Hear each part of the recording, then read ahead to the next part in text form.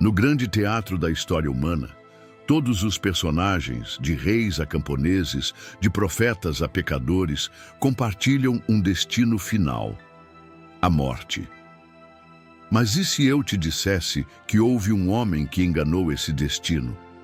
Um homem cuja vida foi um sussurro tão íntimo com Deus que, em vez de um ponto final, ele encontrou uma passagem direta para a eternidade.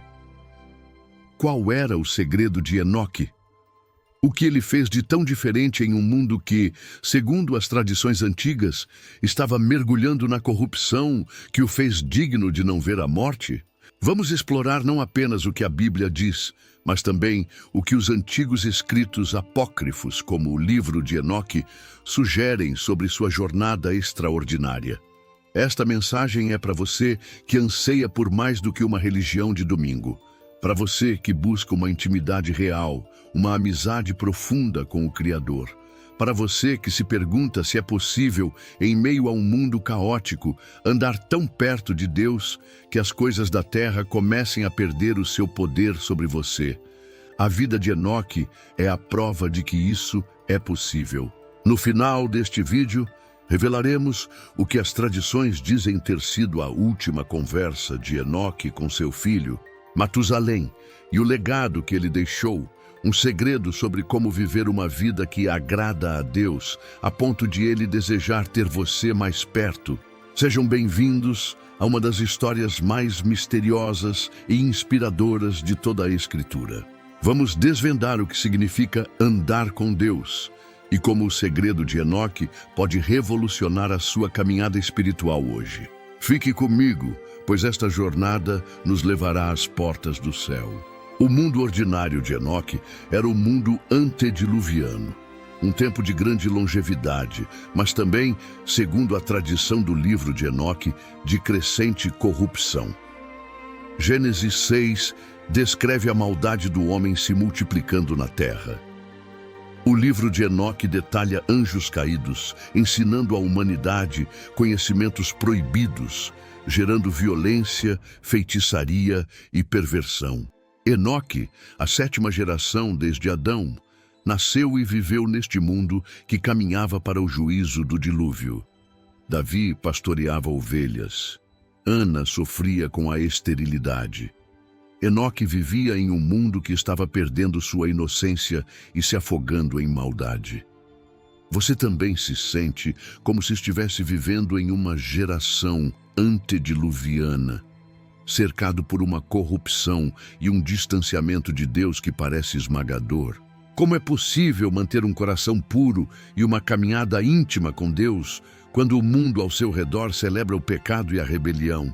A aventura de Enoque não foi uma missão de conquista ou um chamado para uma grande obra pública. Foi um convite para o relacionamento. Gênesis 5:22 diz: "E andou Enoque com Deus, depois que gerou a Matusalém 300 anos." O livro de Enoque sugere que, após um período de afastamento, ele teve um encontro profundo com Deus, através de visões celestiais, e foi chamado para ser um escriba da justiça, um pregador que alertava sobre o juízo vindouro. Abraão foi chamado a sair. Enoque foi chamado a andar com. A aventura dele era a jornada diária da comunhão. Qual é o convite de Deus para você hoje? Talvez não seja para fazer algo grandioso, mas para simplesmente andar com Ele, em intimidade e obediência, no meio da sua rotina. Noé era homem justo e perfeito em suas gerações. Noé andava com Deus.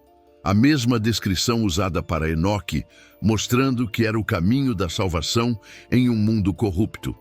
Comente: "Eu quero andar com Deus", se esse é o desejo mais profundo do seu coração. Na jornada de Enoque, não há uma recusa explícita, mas podemos inferir a imensa dificuldade e o isolamento de sua missão. Pregar justiça e juízo para uma geração orgulhosa e corrupta certamente traria zombaria, rejeição e perseguição.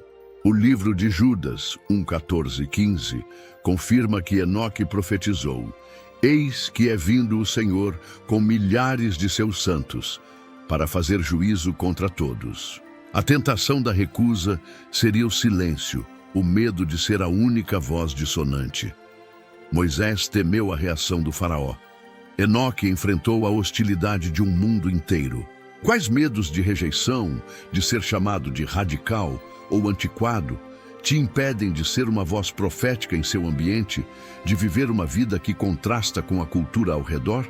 Jeremias, o profeta chorão, que muitas vezes se sentiu sozinho e desejou não ter nascido, mas não conseguia conter o fogo da palavra de Deus dentro de si, nos lembra.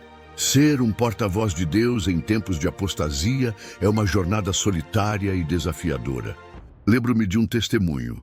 Decidi viver radicalmente para Cristo na minha universidade e enfrentei muita zombaria. Pensei em desistir, mas a história de Enoque me lembrou que andar com Deus vale mais do que a aprovação do mundo.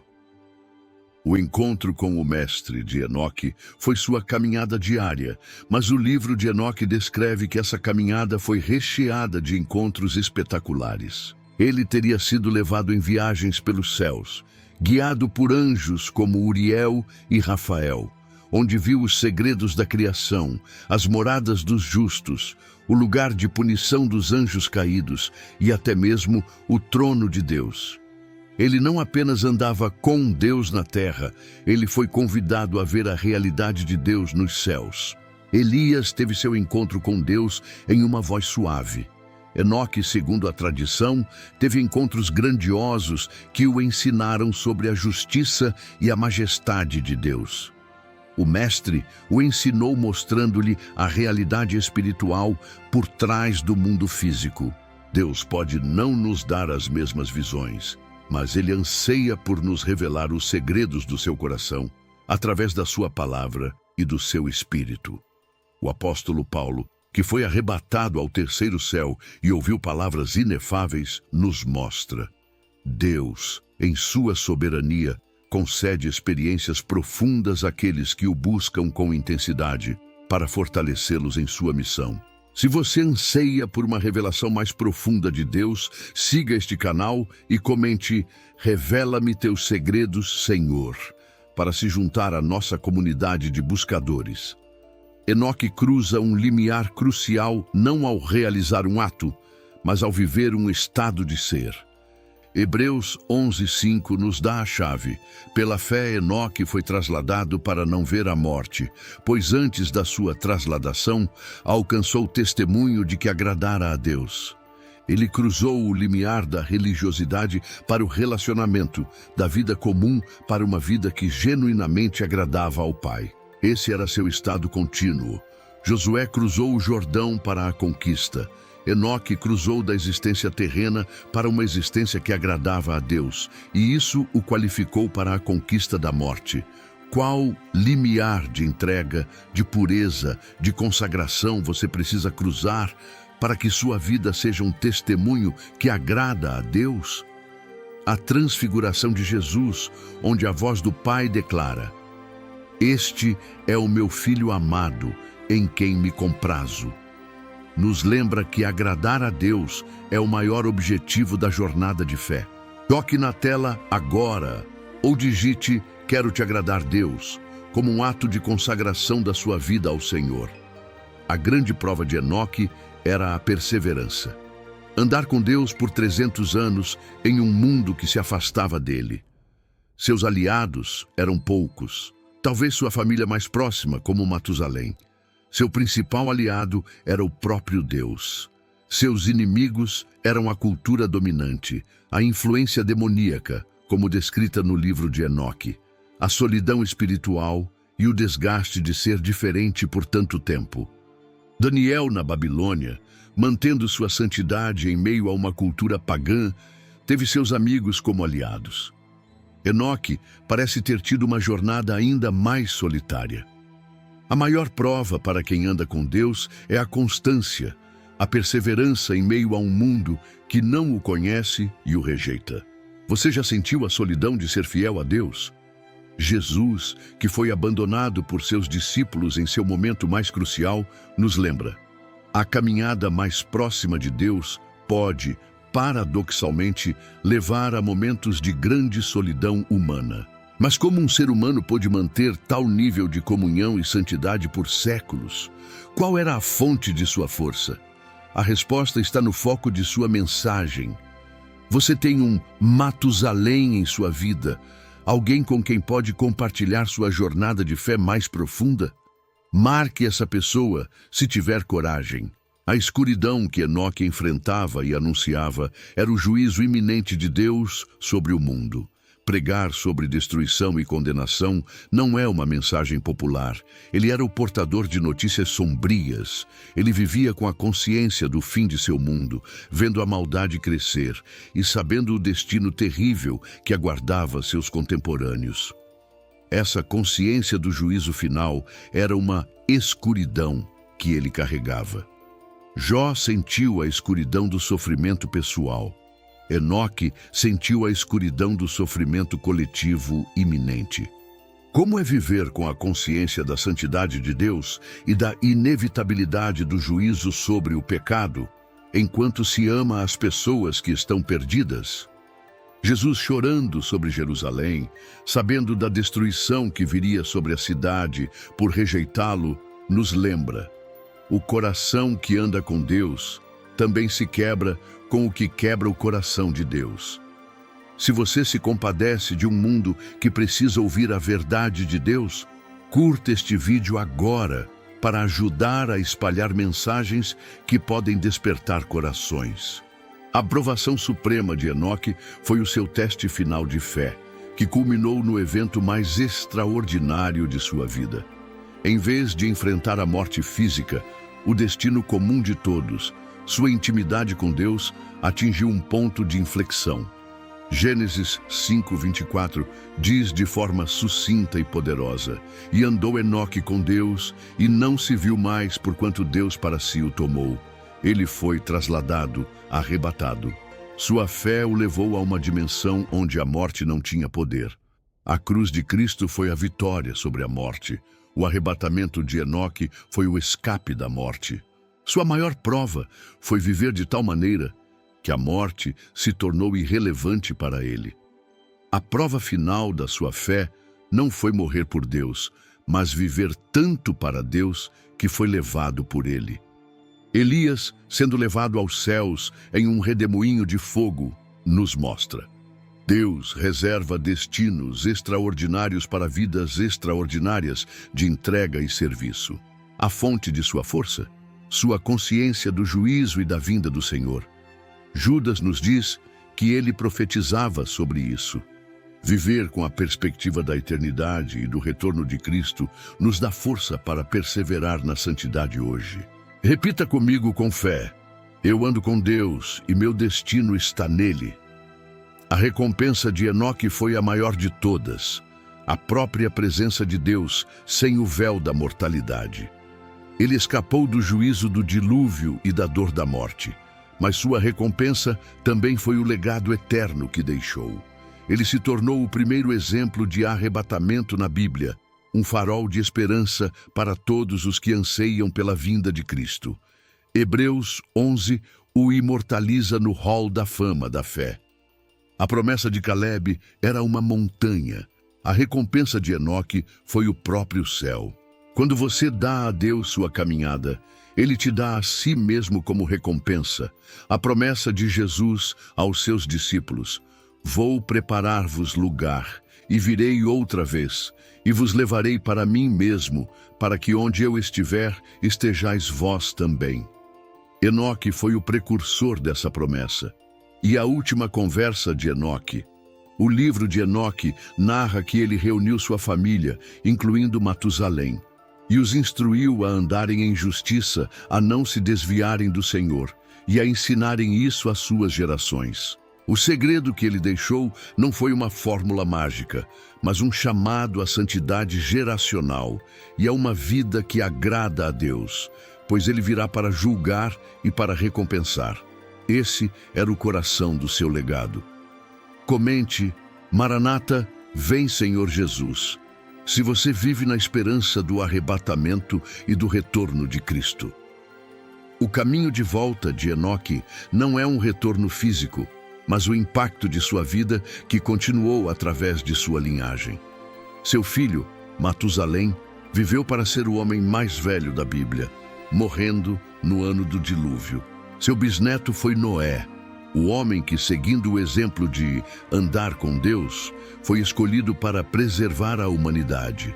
A fé de Enoque ecoou e deu frutos nas gerações seguintes. Neemias reconstruiu os muros de pedra. Enoque construiu um legado de fé que serviu como muro de proteção espiritual para sua descendência. Qual legado de intimidade com Deus você está construindo para seus filhos e para as futuras gerações? A fé de Lloyd e Eunice, que foi transmitida a Timóteo, nos ensina: a fé mais poderosa é aquela que é passada de geração em geração. A ressurreição, no caso de Enoque, é sua própria trasladação, que serve como um símbolo da ressurreição e do arrebatamento prometidos a todos os crentes. Ele é a prova viva de que este corpo mortal pode ser revestido de imortalidade, de que a morte não tem a palavra final para aqueles que andam com Deus. Sua história ressuscita a esperança da igreja em todas as eras. Lázaro foi ressuscitado da morte para a vida terrena. Enoque foi transformado da vida terrena para a vida celestial, sem passar pela morte. Ele é a primícia da esperança do arrebatamento. Sua vida ressuscita nossa esperança de que também seremos levados para estar com o Senhor. A ressurreição de Cristo, que é a garantia da nossa própria ressurreição, nos lembra: porque Ele vive, nós também viveremos.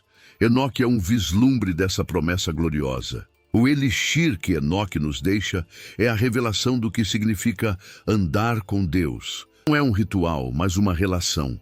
É comunhão constante, obediência prazerosa, santidade em meio à corrupção e viver com a perspectiva da eternidade.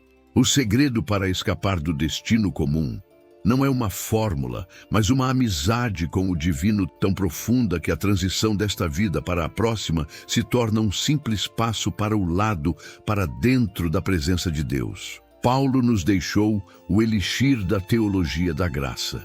Enoque nos deixou o elixir da prática da intimidade com Deus.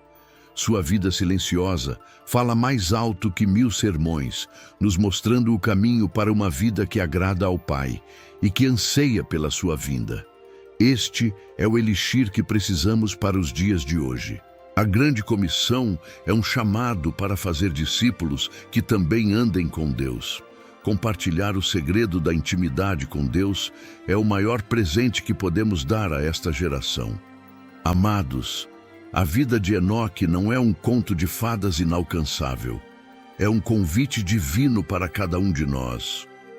Em meio a um mundo barulhento, corrupto e distraído, Deus está procurando por Enoques. Homens e mulheres que decidam desligar o ruído do mundo para sintonizar a frequência do céu. Pessoas que se cansem de uma fé superficial e anseiem por caminhar lado a lado com o Criador.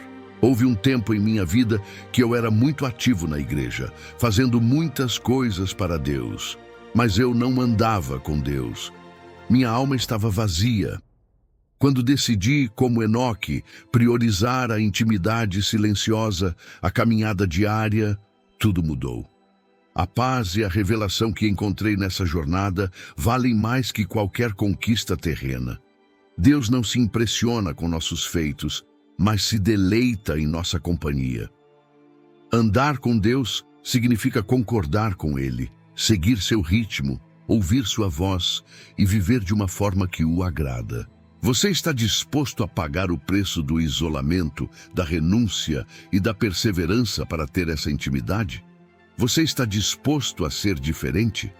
O Espírito Santo está soprando sobre esta geração um anseio pela profundidade de Enoque. Deus está chamando um remanescente para fora da religiosidade superficial e para dentro da sala do trono. Ele diz: busque a minha face, não apenas as minhas mãos. Ande comigo, e eu te contarei os meus segredos. Prepare-se, pois o dia da minha vinda se aproxima, e eu levarei para mim aqueles que andaram comigo. Receba este chamado para uma intimidade mais profunda. A jornada de Enoque, do mundo corrupto ao arrebatamento celestial, é a prova definitiva de que uma vida de intimidade com Deus é a maior aventura e a maior recompensa que um ser humano pode experimentar.